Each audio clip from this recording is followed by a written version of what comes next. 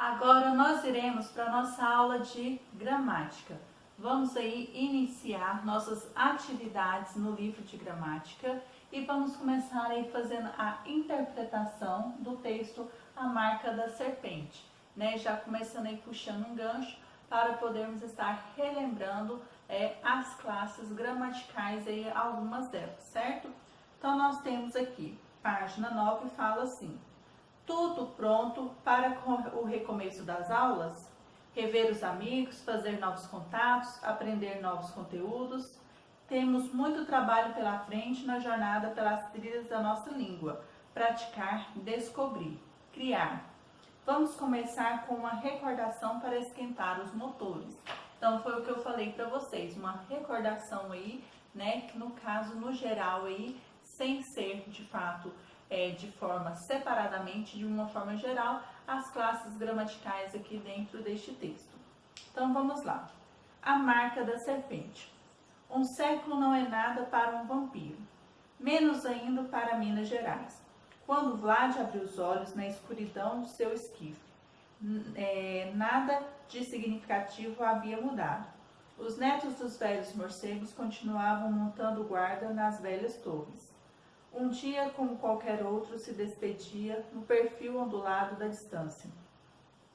100 anos haviam se passado como uma tranquila noite silenciosa. Vlad ergueu-se calmamente e saiu do esquife. Tirou a poeira da capa, esticou os braços e as pernas e se congratulou pela escolha acertada de seu novo abrigo. Que repouso tranquilo! Lentamente as portas da igreja se abriram. O resto do sol era apenas uma mancha vermelha no horizonte, que refletia no olhar brilhante de Vlad. Uma sensação estranha passou pela sua mente. Fome, há quanto tempo? Murmurou sorrindo o vampiro. Do ponto onde ficava a igreja, era possível avistar uma grande extensão de terras. Olhando para as regiões mais altas, Vlad percebeu que algumas pequenas luzes começavam a ser acesas. Pontos mínimos de fogo, brilhos de velas, lamparinas, lampiões, sinais claros, rastros perfeitos da presença humana. Um velho e antigo sabor aqueceu os lábios finos e secos. Sangue, há quanto tempo? Vlad aspirou fundo o ar da noite. Maior do que a sensação da fome, cresceu um imenso desejo de companhia. Após a longa hibernação, um ciclo de solidão estava chegando ao fim. O vampiro aguçou os sentidos, arreganhou lentamente os dentes pontiagudos e se ergueu no solo numa dança louca de vento, capa e caninos. O velho Vlad estava de volta, reencontrado com seu ancestral destino. Nada poderia detê-lo. Então este é um texto de Carlos Queiroz Teles, A Marca da Serpente, tá? Está dentro do livro Sete Faces, tá bom? Então nós temos aqui este pequeno trecho deste texto aqui, tá? E aqui nós temos o vocabulário, tá? Sobre algumas palavras que estão marcadas aí. Nós temos por ordem alfabética aí a palavra ancestral, que significa muito antigo, ou velho ou remoto aí, tá bom? Canino, dente canino, né? Dente pontudo e perfurante situado entre o incisivo lateral e o premolar, em número de 2 em cada maxilar, que possibilita rasgar os alimentos. Na mitologia, os dentes caninos dos vampiros crescem quando eles se preparam para sugar o sangue de suas vítimas. Então, na mitologia ou nas histórias fictícias, né, eles crescem quando, né, ele vai morder o pescoço aí, né, da vítima. Congratular. Dar parabéns ou cumprimentos, parabenizar. Alegrar-se por um evento feliz ou auspicioso, né, que é na linguagem indiana aí, tá?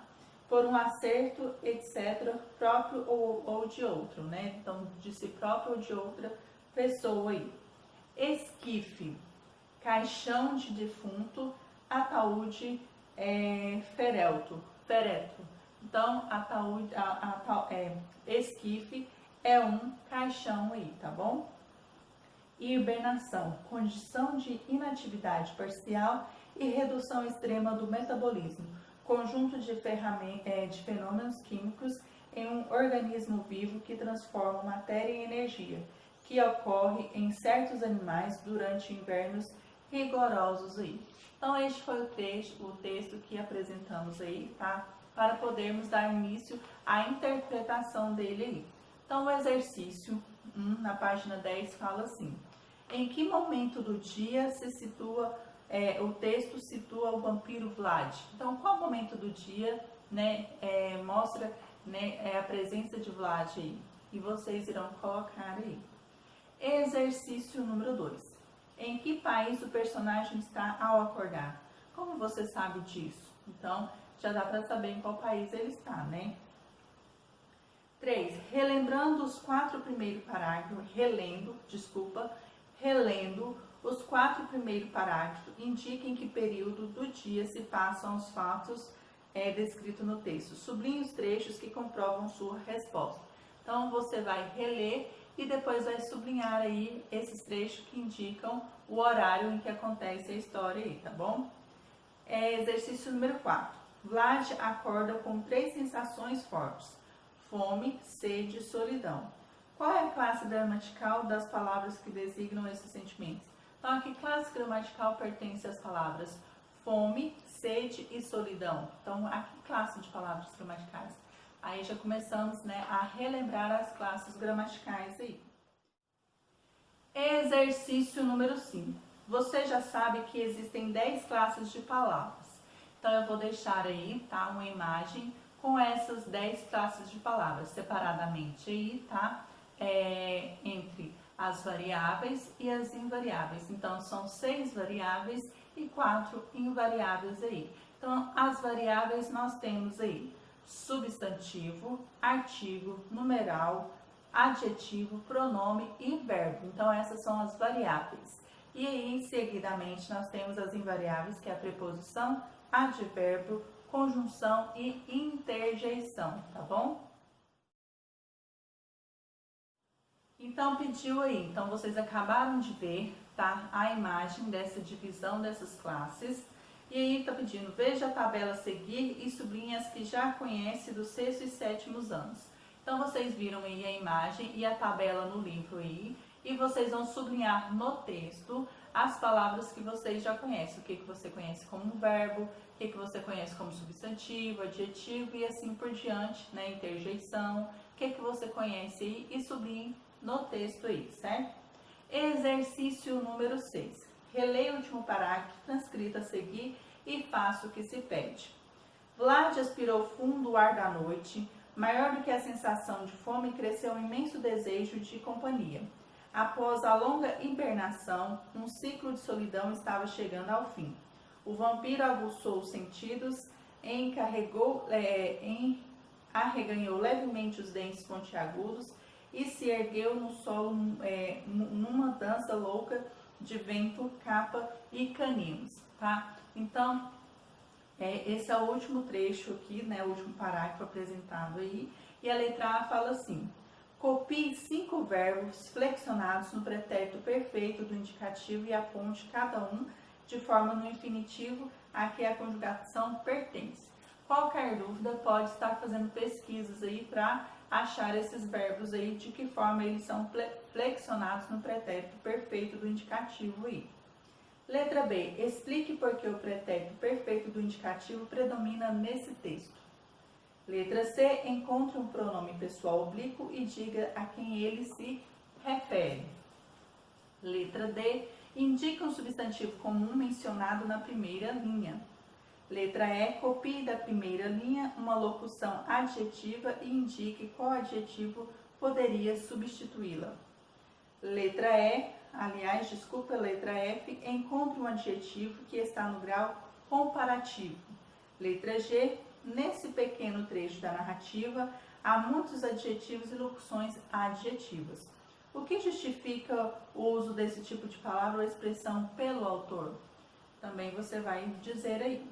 H. Identifique as preposições que não estão em contração com os artigos.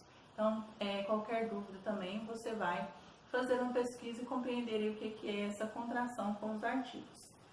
Letra I. Encontre uma locução verbal e diga em que tempo e modo estão flexionados cada verbo. Letra J. Copie do último período um advérbio de modo e indique o termo da oração a que ele modifica. E K. Encontre os adjuntos adnominais que acompanham os substantivos hibernação e dentes e identifique a que classe gramatical eles pertencem. E por último, o exercício proposto para a aula de hoje, nós temos o trecho a seguir, é uma sequência narrativa. Nela os verbos são importantes, pois narram o movimento do personagem. Indique 5 verbos que descrevem o movimento de Vlad, em que tempo verbal estão e justifique o seu uso nesse trecho. Então, Vlad ergueu-se calmamente e saiu do esquife. Tirou a poeira da capa, esticou os braços e as pernas e se congratulou pela escolha acertada de seu novo abrigo. Que repouso tranquilo. Então, você irá colocar aí esses 5 verbos descrevendo o movimento de Vlad aí, apontando o tempo verbal de cada um e justificando porque que ele está nesse trecho aí, tá bom? Então, aqui nós encerramos, tá, as explicações. Isso aqui é para puxar um pouquinho a memória de vocês, relacionado às classes gramaticais, o que vocês conseguiram lembrar aí, tá bom? É para puxar mesmo um pouquinho a memória de vocês, tá? Então, nós vamos prosseguir com os próximos vídeos, fazendo a correção desses exercícios propostos.